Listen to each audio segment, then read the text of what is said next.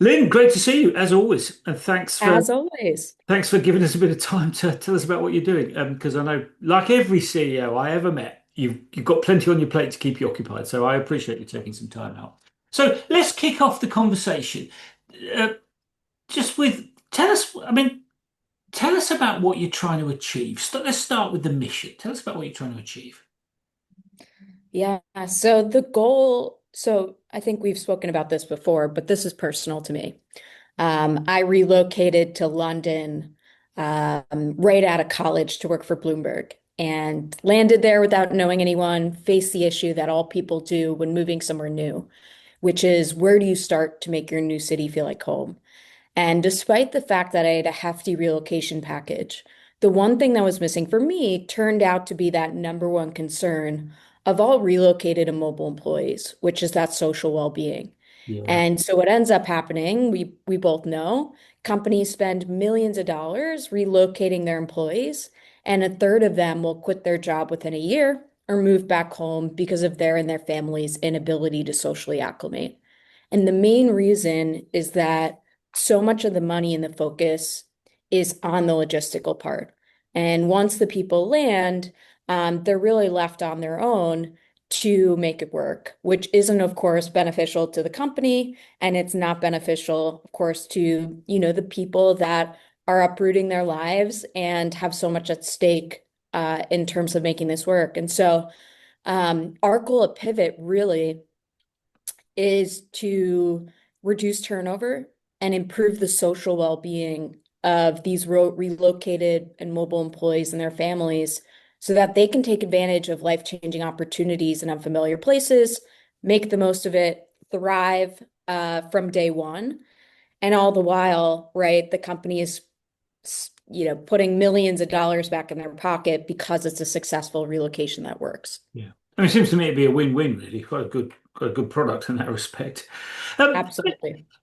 And now this is a pretty obvious question, actually, but what was the moment when you thought this could really have a big impact globally? I mean, just tell us about that moment.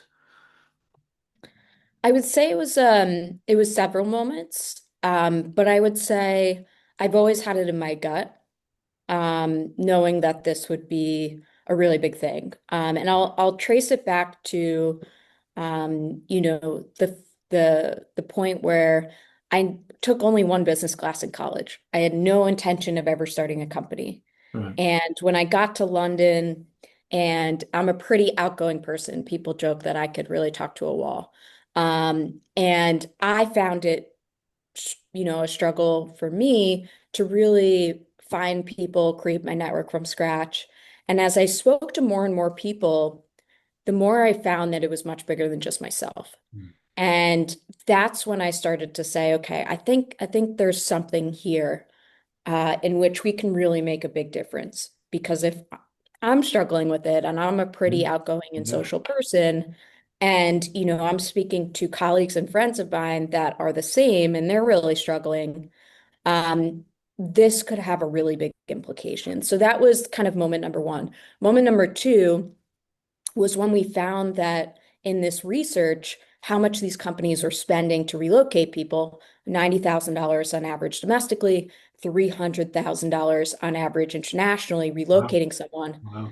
And then finding that a third of them were quitting within a year, moving back home because of their and their family's inability to socially acclimate.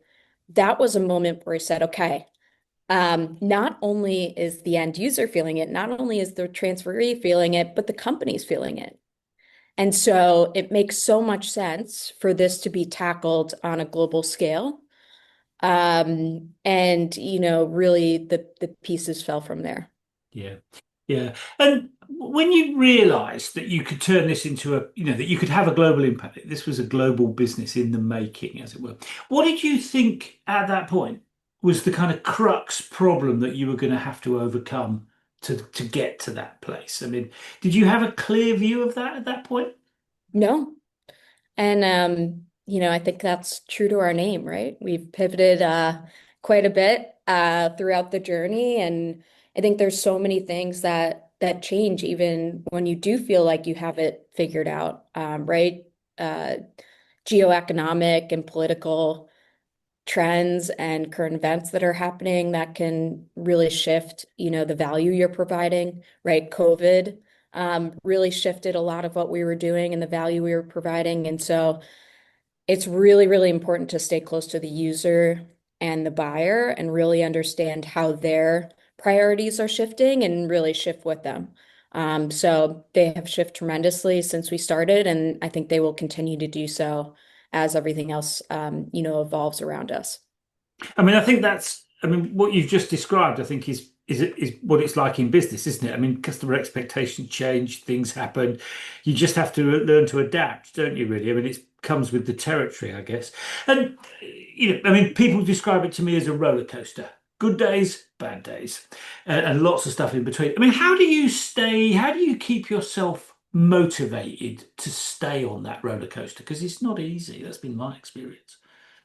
It is not. And it's taken some time to really find the right mechanisms to stay grounded. And one of the things that I've adopted is I keep a Nevertheless She Persisted book. Oh, really? And Oh, wow. yep, and I have it in my room, and I will write inspirational quotes in there. I will also write, moments where we have overcome things that we didn't think we could, and user quotes, client quotes. And so on days where it's hard and I'm searching for motivation and I'm searching, deep inside for that why, I look back to that book and really remind myself why we're doing what we're doing. So that's the first thing. The second thing is I keep a journal as well. Right. I can just and to be frank, I don't write in it every day, but I do write in it when things go great. I do write in when things I need to clear my head and kind of think through things. And so that's been a really great tool for me as well to just voice some concerns and think through things because as the founder, one of the challenges too is it's lonely sometimes. Like there are some things that you can't necessarily talk about to your team, to your investors, and I've found writing is a really great way to get some of those thoughts out.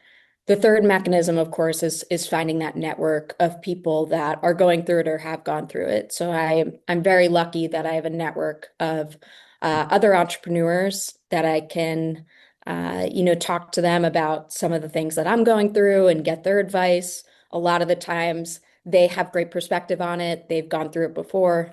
So I would say those are the three things that have really helped Yeah. with my journey. I mean, it's really interesting you talk about the kind of spending time reflecting. I mean, you write it down. Mhm. That thing about it kind of relates to the constant evolution of what customers want and how they feel, and that evolves. So if you don't keep reflecting and thinking about what's happening, it's very difficult to keep up. So I mean, it's interesting you describe it because I think that's a really essential process for CEOs to keep up with the kind of change.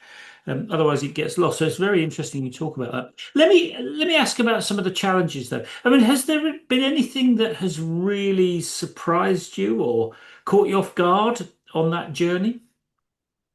On the founder journey, on our product, pretty, I get surprised every week. So trying to narrow it down.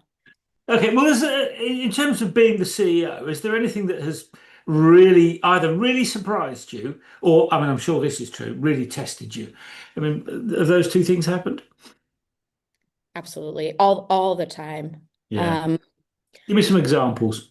I would say one of the biggest things, which which is a surprise and isn't, is that uh, the people you're building with are so important. And so one of the things that has surprised me is a lot of the times you think as a CEO you're going to be focused on strategy and you're going to be focused on um, customer relations and stakeholders like investors. And one of the things that I don't think I quite realized is how much of your time is really spent on, like personnel motivation Mm. and, helping them sift through some of their problems and things of that nature. So that's always been a little bit of a surprise to me.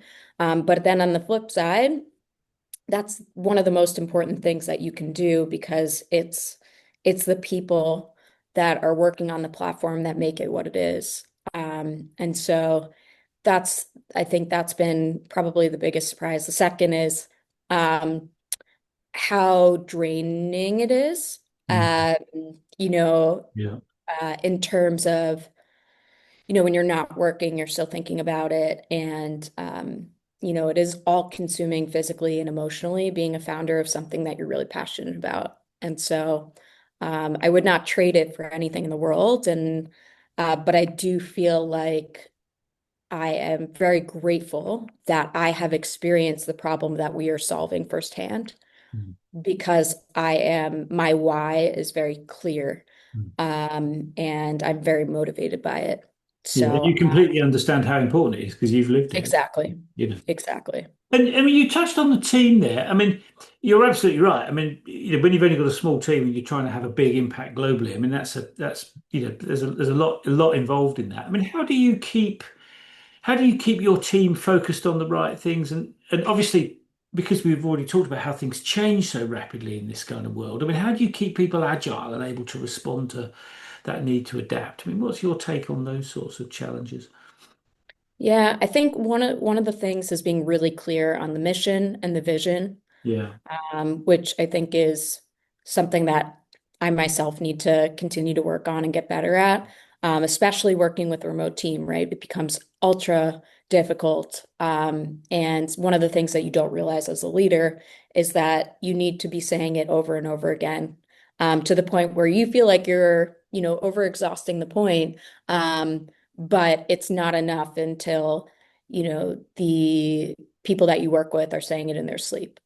So I think that's the first thing. I think the second thing is really being clear on goals, breaking it down quarterly, breaking it down by role, really understanding how each individual member contributes to the end goal and the mission, I think is really, really important. Yeah, absolutely. And we touched earlier on about how things change so rapidly. I mean, just tell us about how your business has evolved, particularly as you've worked in different countries. I mean, what's been your experience of those sorts of issues? So the biggest change, so I would say, right, we started as a consumer app, right? And then evolved into a B2B product when we were approached by businesses asking to build this for businesses. So that was the biggest change that we've had. Sure. And then from a um, you know, like an international border standpoint, I would say one of the biggest changes that we've had is what we have implemented actually about 6 months ago, which is a corporate buddy system on top of our regular platform. So tell us about that. Tell us tell us about that. So traditionally, Pivot has provided value in a few main ways. The first is curated content to the employee and their family based on where we know they are in their journey, family structure, goals and interests, wellness check-ins at those pivotal moments, making sure they're, okay and getting the support that they need.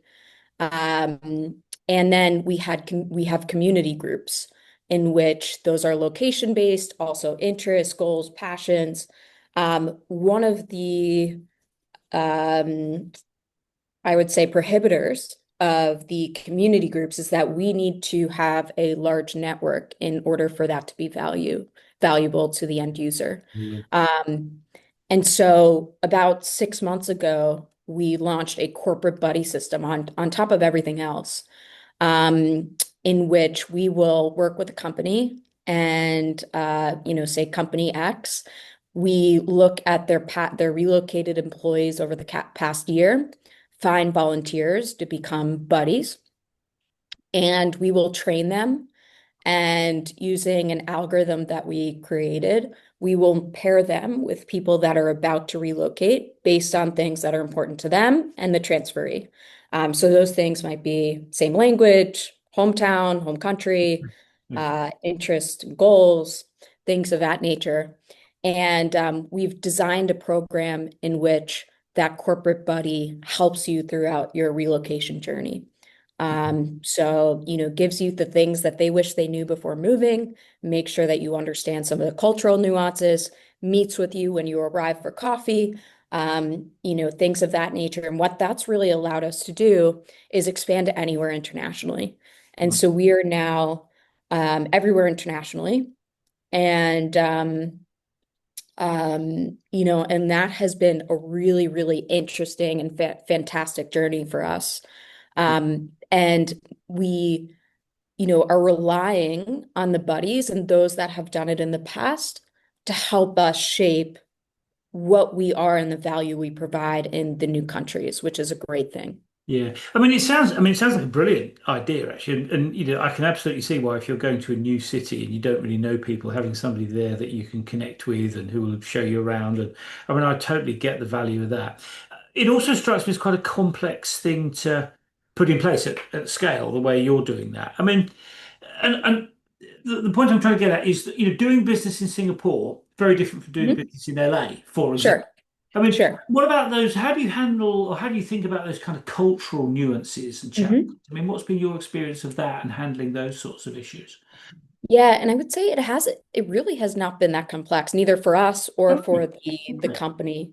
It's really been a seamless process and really easy to get going with, which is really exciting. And again, a lot of those nuances that before we would have had to research and really made sure that we're not an American Yeah.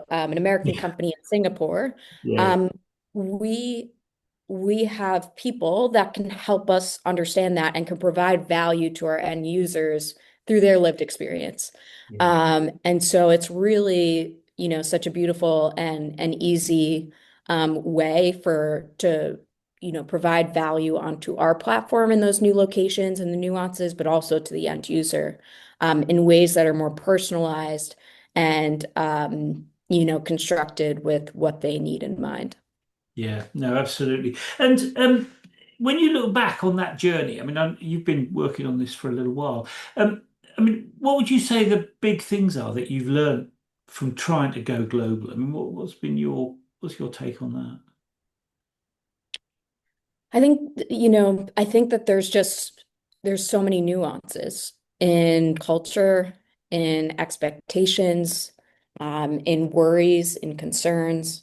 And that varies, right? If you're an American going to Singapore or, you're British going to Singapore, right? Those nuances, there's so many different aspects to it that can really flip things on its head. And so staying really attuned to that while also staying very attuned to what's going on in the world, which can continue to shift things. Um, and one of the things that I wish I had when I moved to London was someone to say, here are the things that I didn't know to ask, but I need the answers to. And that's really what we're trying to get to, because those are, I think, the hardest things about scaling internationally as a company and then moving internationally as an employee are the things that you wouldn't even know to ask Yeah. that you need Yeah. to know. Yeah. And so how do we get to the bottom of that? And so we've designed this program to really help with that, so that you're not blindsided, so that you know what you're getting into. And more importantly, when those things do come up, that you have someone that you can ask about it. Yeah. You have someone that has your back. Yeah, it's interesting you describe it because it's a very interesting point that the things that you know about are never the problem, are they? It's the things that you've missed or Yep. didn't realize that become the problems because you hadn't planned to do anything about them, So those are the things that create the challenges. So it's very interesting that you've done that. And when in terms of that journey, what would you say are you most proud of? There must be lots of things, but what would be the top two or three things that you're really proud of? I would say the impact that we're making um, to our end users Right. is what I'm most proud about. I would say um, what we've been able to carve out in our industry in terms of an education component and really just getting people aware of the importance um, of taking care of people beyond, moving them and their things from A to B, both from a bottom line standpoint, but also from necessity of taking care of the people and how important that is. I would say I'm extremely proud of that. I'm extremely proud of, the people that we have on our team and how passionate they are about what we're doing.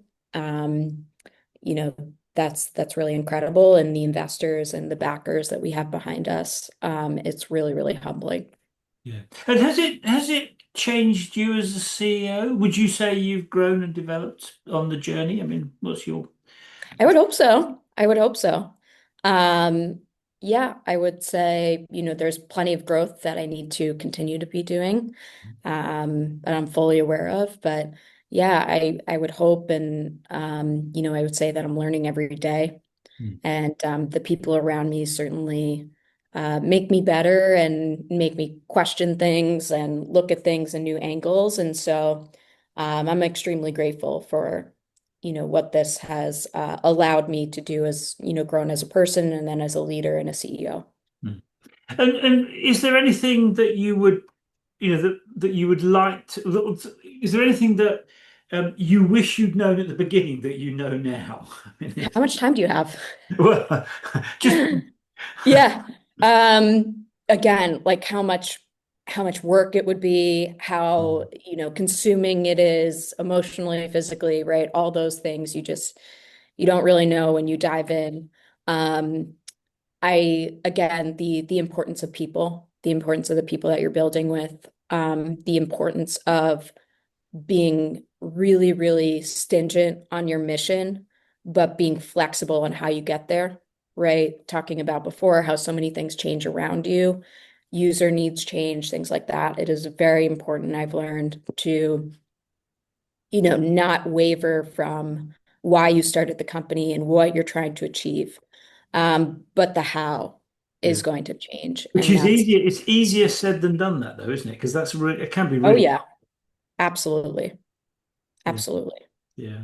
And in terms of if you were to offer some advice to somebody that's kind of starting or thinking about going down this road with the benefit of your experience, I mean, what would your number one piece of advice be to somebody who might be starting out? Have a very clear why. Make sure that you're passionate about it. As I said, it's not an easy journey. Mm. And so when you're working on something that's you're passionate about, I think that um, makes all the difference in the days that it's hard to find motivation and you get rejections and things of that nature. The second thing is, you know, surround yourself with people that are going to challenge you and make you better. That extends from your team to your customers to potential investors and advisors. Who you surround yourself with is going to be so important. And then I would say stay really close to the user, which is really important as there's so much changing around us, you know, in what's going on in the world, to AI, to different things that you face as a founder. It becomes very, very important to do that. Yeah. And how do you, just on that, what that last point about staying close to the customer? I mean, yeah, it's a profound piece of advice because if you haven't got customers, you haven't really got a business, have you? So keeping in touch with what matters to customers seems to me to be a pretty important thing. Again, easier said than done. I mean, how do you just sort of practical? How do you do that? Do you go and visit them regularly? Do you? I mean, how does that work in your because you've got people all over the place. Sure. I mean, I think it depends on the stage, right? So I'll give you when we were starting out and actually researching the idea, we would find people on Facebook, expat Facebook groups, and people that I was working with at Bloomberg that had relocated or were expats. And so it doesn't necessarily have to be, someone that is using your platform, but someone going through that problem Yeah. firsthand. And so I think there's so many different ways to get to that end user. Obviously now we're trying to get in front of more and more of the people that are actually using our platform and understanding how we're impacting them through that. But I think that there's a lot of different ways that you can start gathering that information even before you have customers or end users. Mm. And just one last point on that particular issue. I mean, as you grow, I mean, that's going to get harder, isn't it? I mean, how are you going to, I mean, will you start to involve I mean, how will you use your team to help you with that? I mean, how will you deal with that as you scale? Because it seems to be one of the big challenges of businesses that scale is staying in touch with what matters to customers. I mean, that often breaks down, doesn't it? Sure. You got thoughts about how you're going to hang on to that kind of connection to customers? Yeah, well, I would say even now, most of the customer work is done through my team. So our head of product, speaks to our, is in touch with what the users need to enhance our product. Our customer success lead, right, is constantly speaking to our clients and, looking at end users and how they're using the platform. So a lot of that work is being done by teammates, and I do think it's really important as you scale to start, delegating and understanding, where you can allocate some of that really important work to. Yeah. And I guess it's also, I mean, what you're saying to me is also about creating a kind of for want of a better way of describing it, a kind of customer first kind of culture within the business, isn't it? So that people Absolutely. stay focused on those things. Because it's very easy for you to do and to say. Getting the rest of your team to do it is sometimes a bit harder, isn't it? Because they've got their own things to worry about, you know. Absolutely. But at the crux of it all, we're building it for them. Yeah. Yeah. One final question. I mean, in terms of your industry, I mean, lots of industries are being changed at the moment by things like AI and what have you. Mhm. Any particular thoughts on how your industry might change? I mean, are you starting to integrate AI into how you do things? I mean, what are your thoughts on stuff like that? Yeah, we have, including the buddy system algorithm and matching mechanism is all done through, AI. Right. A lot of, the predictive analytics that we're providing to our clients is using that. So we're starting to use it in, things like that, and then our workflows and how we, Mm. um, get the day-to-day job done for sure. Um, I think it's going to impact every industry. Yeah. I think, and so one of the things that we're hyper focused on as a human-centric company is how do we use that technology to then create, more human interaction and, get people off the app and into the real world and actually experiencing things without technology. And so, that's something that we are, constantly looking to achieve as a company. Yeah. Yeah. Again, easier said than done. So, Lynn, I mean, thanks for taking a bit of time out to share that story. I mean, it sounds like you've been on a really interesting journey. And I mean, having relocated myself previously when I was younger, I mean, I certainly understand how important what you do is for people. So thank you for sharing that story and good luck going forward. Thank you so much, and thank you for having me. Cheers. See you soon, Lynn. Bye bye.